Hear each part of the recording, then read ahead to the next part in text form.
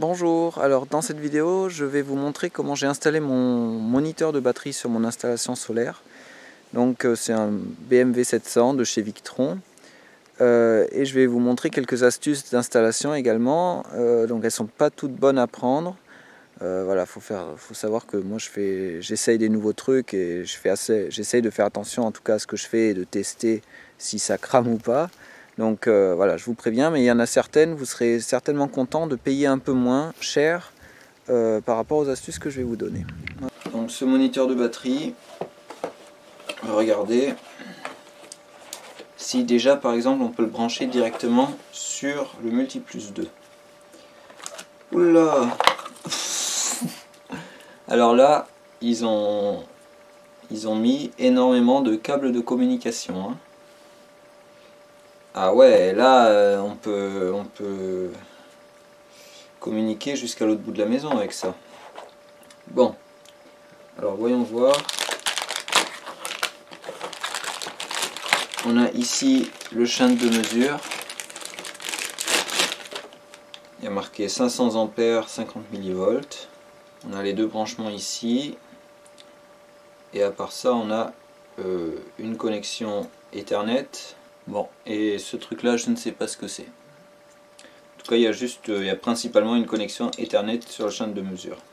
Là, on a l'afficheur qui possède donc aussi une connexion Ethernet ici.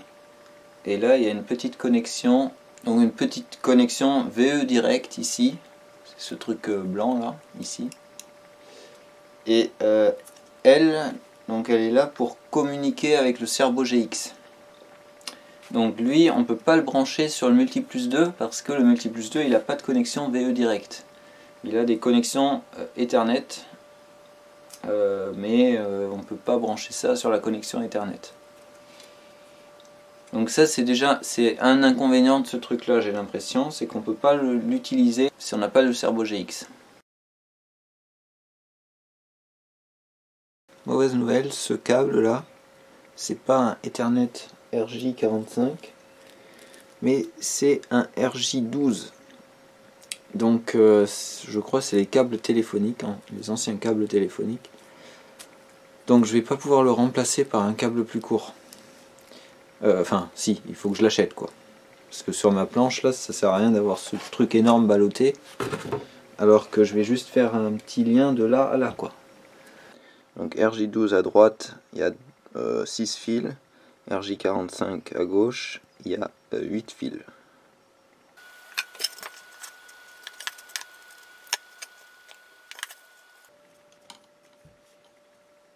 Pour certaines connexions, j'ai utilisé un tuyau de cuivre aplati d'un diamètre 16 mm, ce qui me donne à peu près une section de fil de 24 mm², donc c'est suffisant en tout cas pour ces courtes distances.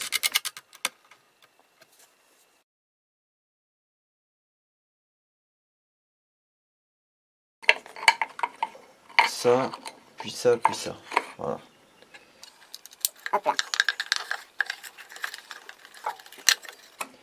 Donc là, il me dit déjà qu'il faut mettre la capacité, lui indiquer la capacité. Battery capacity, il est marqué. Donc on va appuyer sur Setup. Non, 0. 225. Ok. Ok, donc là j'ai réglé la capacité. Donc là il m'affiche 0 ampère-heure de consommé, j'imagine. Il m'affiche moins 7 watts de consommation, ce qui correspond à moins 0,3 ampères. La tension de la batterie, 240 heures. Je sais pas à quoi ça correspond, en temps restant peut-être. 100%, donc par défaut il est à 100% au début quand on met en place le système. 0 ampère-heure, ok. Donc là on a l'air d'être bon à ce niveau là. Donc on est le lendemain et donc là le moniteur interne au Multiplus m'affiche 94%. J'ai utilisé l'aspirateur un peu, donc ça l'a déchargé forcément, là elle se recharge. et le moniteur de batterie ici il m'affiche 100%, donc il n'y a pas longtemps il m'affichait un peu moins, oui, et là bon il m'affiche qu'il y a quand même 3 ampères qui rentrent dedans, 90 watts, donc et il me dit qu'il y a 100% alors que la tension elle est relativement basse, elle est 26,6%, donc j'ai presque l'impression que le moniteur de batterie interne au Multiplus 2 est plus correct, mais bon, alors donc je sais plus qui croire en fait.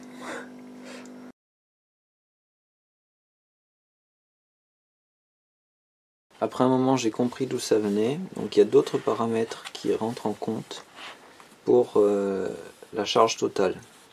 Il y a 2 paramètres importants pour la détection pour savoir si la batterie est chargée à fond. Le premier c'est la tension chargée, donc il conseille de la mettre en dessous de la tension float, sauf que ça fait que quand il est en tension float et qu'il n'y a plus beaucoup de courant qui rentre dans la batterie, et bien il va trouver que la batterie est chargée. Donc il va passer de 95% à 100% d'un coup. Et moi j'ai choisi de la mettre à au-dessus de la tension float, donc là je l'ai mise à 27,4. Voilà, Guillaume Piton il approuve ce genre de modification, hein. Et puis il y a le courant de queue.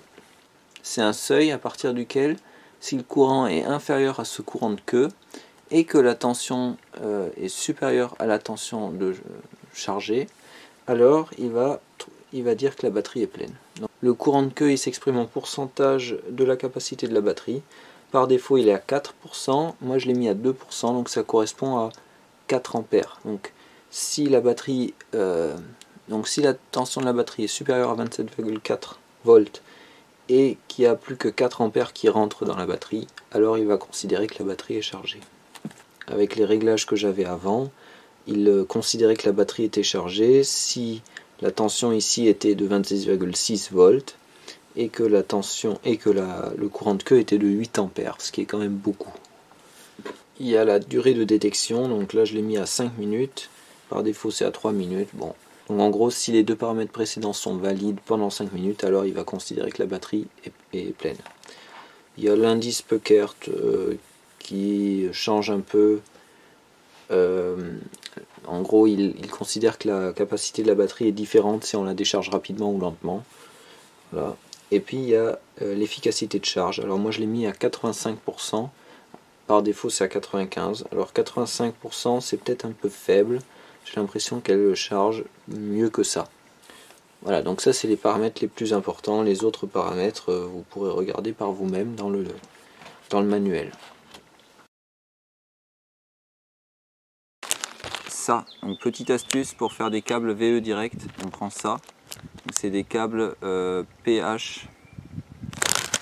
Donc je vais vous mettre le lien dans la description, mais en gros c'est des câbles JST avec un espace de 2 mm entre chaque pin. Et sur eBay ou sur Amazon vous avez les 10 pour 10 €, alors que le câble VE direct il coûte 25 €. Donc voilà. Et donc ce qu'il faut faire c'est qu'il faut en prendre 2 comme ça. Donc les 2 fils externes, donc le noir et le blanc, il faut les relier sur le noir et le blanc de celui-là, de l'autre. Et les 2 fils intérieurs, donc noir et jaune, il faut les inverser. Bon, donc rien de compliqué. Donc c'est branché, là le câble qui vient là.